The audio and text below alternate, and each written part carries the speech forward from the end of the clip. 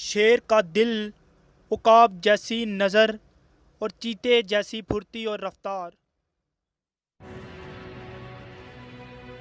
ये वो खूबियाँ थी जो उस 13 साला बच्चे को उसमें नज़र आ रही थी। अस्सलाम वालेकुम नाजरीन, मैं हूं उमैर आलम और आप देख रहे हैं मिस्टर क्रिएटिव। वीडियो शुरू करने से पहले आप सबसे गुजारिश है कि अगर आपको वीडियो पसंद आए तो लाइक, कमेंट और शेयर ज़रूर कीजिएगा और साथ ही साथ सब्सक्राइब के बटन पर क्लिक करना ना भूलिएगा ताकि आप हमारी कोई भी वीडियो मिस ना करें।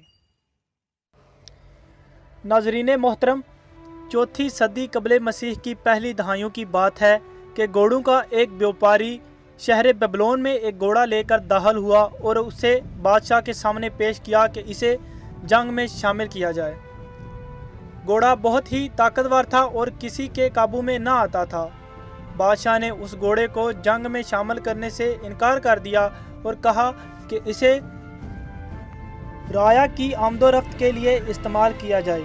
घोड़े का मालिक इस बात पर जिद करता रहा कि इसे जंग में शामिल किया जाए, लेकिन बादशाह ना माना। बादशाह का बेटा उस वक़्त उधर बैठा सब देख रहा था। तुम घाटे का सौदा कर रहे हो, ये उसके अल्फाज थे। ये सुनते ही बादशाह पीछे मुड़ा और उसे कहा कि तुम मेरे बेहतरीन घुड़सवारों को चैलेंज कर रहे हो। शहजादा बोला, मैं इस घोड़े की सवारी करके दिखाऊंगा। तुम्हारा दिमाग पागल हो गया है, बादशाह बोला। आप इसे मेरे लिए खरीद लो। अगर मैं इसकी सवारी ना कर सका तो मैं इसकी रकम अदा करूंगा। बादशाह जवाबी तौर पर बोला कि अगर तुमने इसकी सवारी कर ली तो मैं तुम्हें ये घोड़ा तोहफे के तौर पर दे दूंगा। शहजादा अस्तबल में दाखिल हुआ और घोड़े को देखा। 3-4 आदमी घोड़े को काबू करने की कोशिश कर रहे थे, लेकिन वो किसी के काबू में ना आ रहा था। बादशाह के घुड़सवार उसे मशवरा दे रहे थे कि शहजादा घुड़सवारी में महारत नहीं रखता, लिहाजा उसे इस जिद से रोका जाए।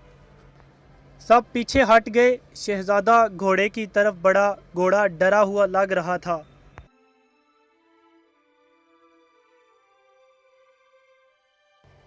शहजादा आहिस्ता आहिस्ता से घोड़े की तरफ बढ़ा और उसकी आंखों में आंखें डालकर उसके मज़ीद नज़दीक होते हुए उसने अचानक से उसकी लगाम पकड़कर उसका मुंह आसमान की तरफ उठा दिया।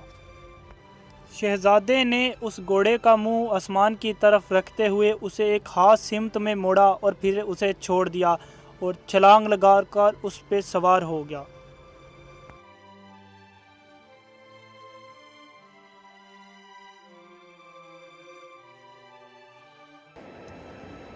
और घोड़े का रुख मैदान की तरफ करके उसे दौड़ाना शुरू कर दिया और इस चीज़ का खास ख्याल रखा कि घोड़े का साया उसके सामने ना आए, क्योंकि घोड़ा अपने साये से डर रहा था और बादशाह के घुड़सवार इस चीज़ को देख ना पा रहे थे।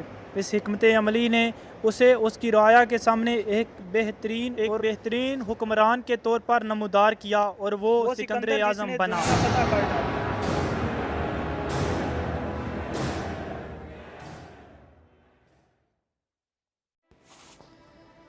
सिकंदर आज़म को बचपन से ही तलवारबाजी का बहुत शौक़ था और वो जंग लड़ने का बहुत ज़्यादा शौक़ रखता था। इस घोड़े के साथ उसको खास लगाव हो गया था, क्योंकि उसने ये घोड़ा इनाम में जीता हुआ था और वो इस घोड़े पर पूरी दुनिया को फतह करने के ख्वाब देखा करता था। इसी ख्वाब को ताबीर देने के लिए वो शहर बेबीलोन से निकला। पूरी दुनिया को फतह करने का इरादा और अज़्म उसका इतना बुलंद था कि कोई भी उसको शिकस्त ना दे सका। हत्ता कि वो हिंदुस्तान में दाखिल हुआ और जेहलम के किनारे पे पहुंच गया। दरियाए जेहलम के दूसरे किनारे पर राजा पोरस की हुकूमत थी, जो कि एक बहुत ही दिलेर बादशाह था। राजा पोरस की हुकूमत में जंगी दिफाई निज़ाम को बेहतर बनाने के लिए उसने अपनी फ़ौज में हाथियों को शामिल कर रखा था। सिकंदर आज़म राजा पोरस की फ़ौज की इस हकीकत से बिल्कुल नावाकिफ़ था और वो अपनी फ़ौज को लेकर मैदान जंग में दाखिल हुआ,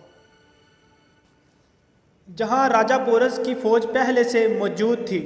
जंग शुरू हुई और 326 कबले मसीह का ये दिन एक तारीख़ी दिन बना।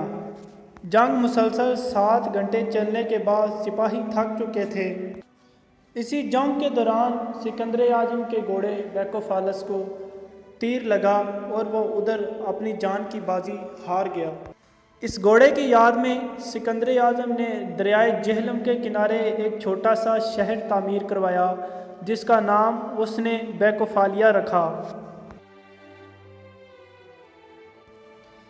वक़्त गुज़रने के साथ साथ इस शहर का नाम, जो कि बैकोफालिया था, लोगों ने अपनी ज़ुबान की मुनासबत से फालिया बना दिया और अभी ये मौजूदा पाकिस्तान के सूबा पंजाब के ज़िला मंडी बहावलदीन की एक तहसील मंडी फालिया है।